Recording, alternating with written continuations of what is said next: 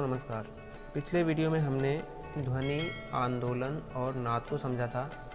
आज के इस वीडियो में हम श्रुति, स्वर, स्वरों के प्रकार और स्थान या सप्तक के बारे में समझेंगे। तो सबसे पहले हम श्रुति में आते हैं।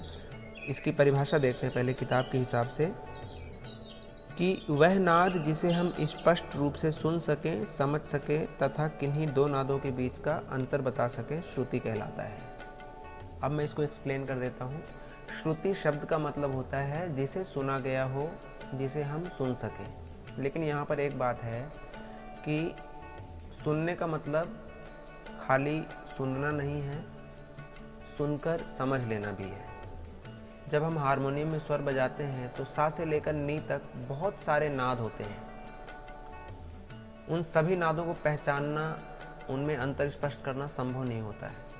तो हमारे संगीत के विद्वानों ने 22 ऐसे नाद छांटे जिनको स्पष्ट रूप से सुन सकते थे, समझ सकते थे, जो एक दूसरे से बराबर अंतराल पर स्थित थे। इन 22 नादों को श्रुतियाँ कहा गया। अब स्वर की परिभाषा देखते हैं।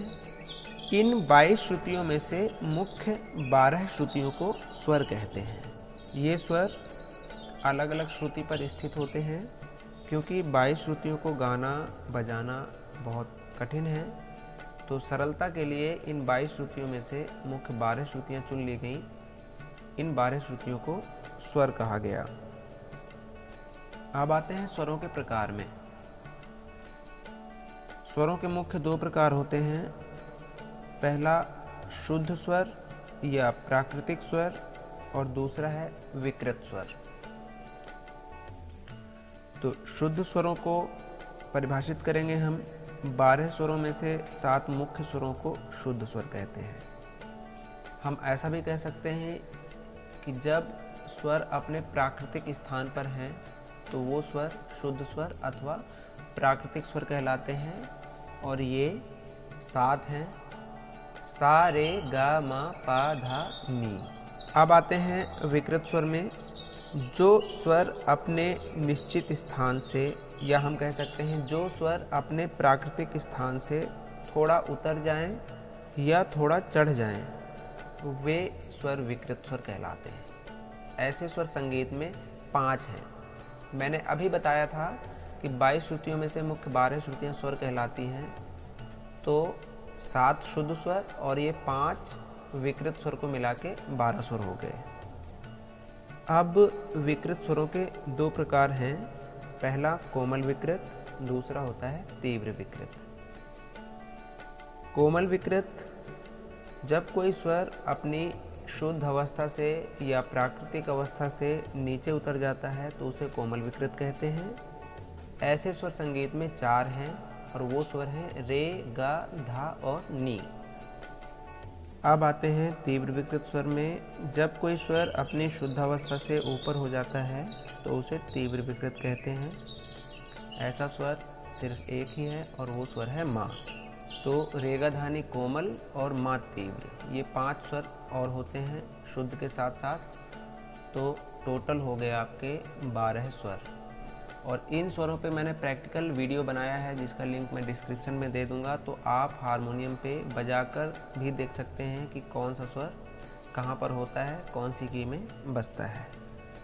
स्वरों को एक और प्रकार से विभाजित किया गया है: चल स्वर और अचल स्वर। अचल स्वर जो सदैव ही शुद्ध होते हैं, अर्थात अपना स्थान नहीं बदलते हैं, उनको अचल स्वर कहते हैं। और जो स्वर अपना स्थान बदल देते हैं उनको चल स्वर कहते हैं। इसमें कोमल और तीव्र स्वर आते हैं। अब हम स्थान की बात कर लेते हैं। संगीत में स्थान क्या होता है? किसी एक नाद से लेकर उससे दुगनी ऊंचाई तक के नाद के क्षेत्र को एक स्थान कहते हैं। जैसे मैं इसे आपको गा के बताता हूँ। एक हम आरोह गाते हैं, सा, रे, गा, मा, पा, धा, नी, सा।